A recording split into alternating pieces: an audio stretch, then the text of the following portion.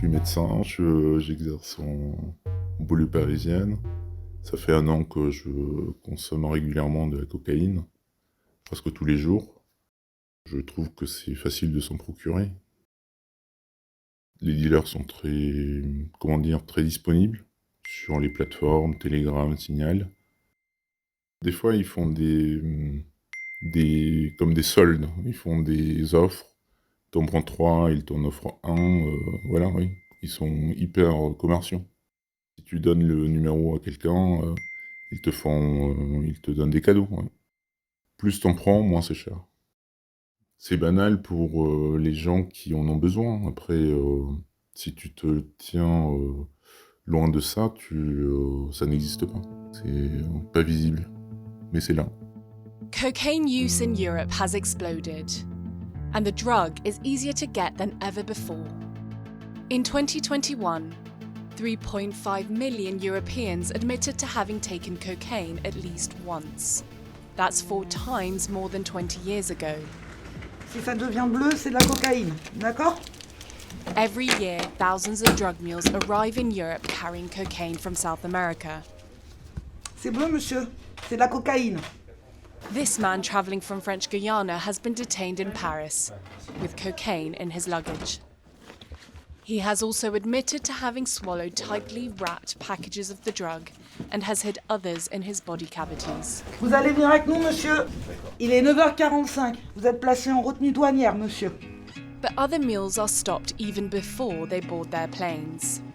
In this hospital in French Guyana's Cayenne, Dr. Karim Hamish is examining the scans of a patient. Tout ça, c'est des ovules. Des fois, c'est sous la menace, des fois, c'est pour rembourser une dette. C'est des personnes qui sont en détresse, voilà. Et pour moi, la plupart de ces gens-là sont des victimes. In order to smuggle the drugs out, traffickers take advantage of the most vulnerable. And there is no shortage of candidates. French Guyana and neighbouring Suriname are plagued by extreme poverty and unemployment. J'avais vraiment besoin d'argent sur le coup. Et c'était la seule solution qui s'est présentée à moi, en fait. Last year, before his flight to Paris, Tonio ingested cocaine pellets and hid more in his shoes. 800 grams in total. Je suis plus dans la trappe, en fait. Un passant, en vrai, il n'y a pas de visage. Ça peut être une femme, un homme, ça peut être tout le monde.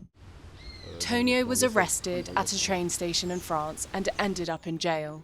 Mules like him get between 3,000 and 10,000 euros per trip, depending on the amount of drugs they carry.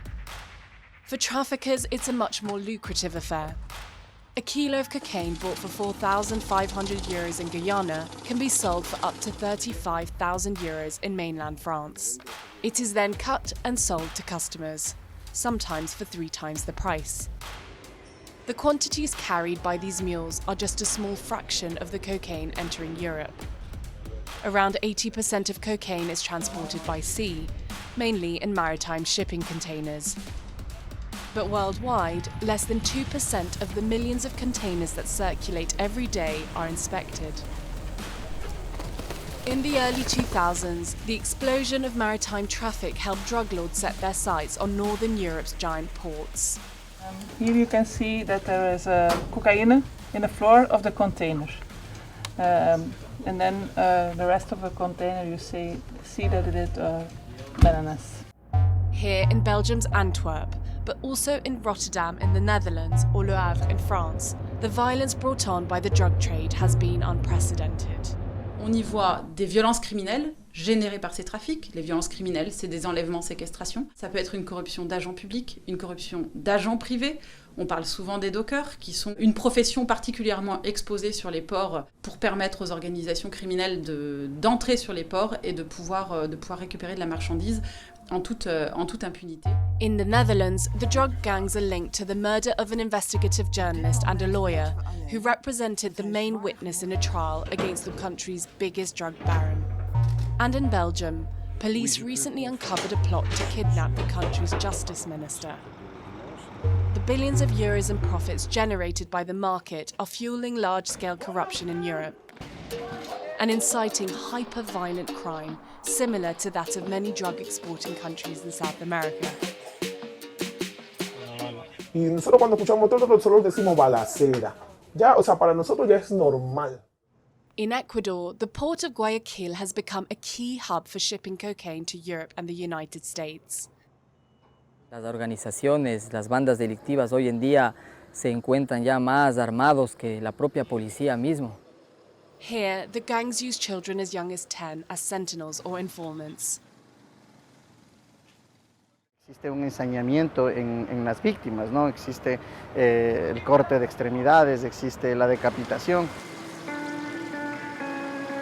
Ecuador is located between Colombia and Peru, the world's largest cocaine producers. In Colombia's Catatumbo, this man grows coca as a means of supporting his family.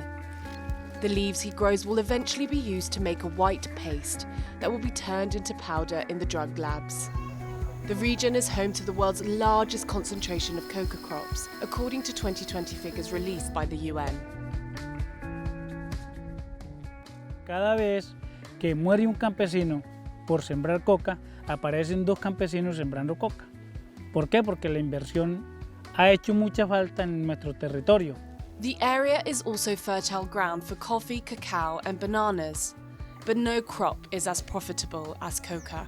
Un delito tener que nosotros agarrar esto. ¿Por qué tenemos que agarrar esto? Porque los presidentes que hemos tenido no nos han dado todavía ninguna ayuda, ningún apoyo.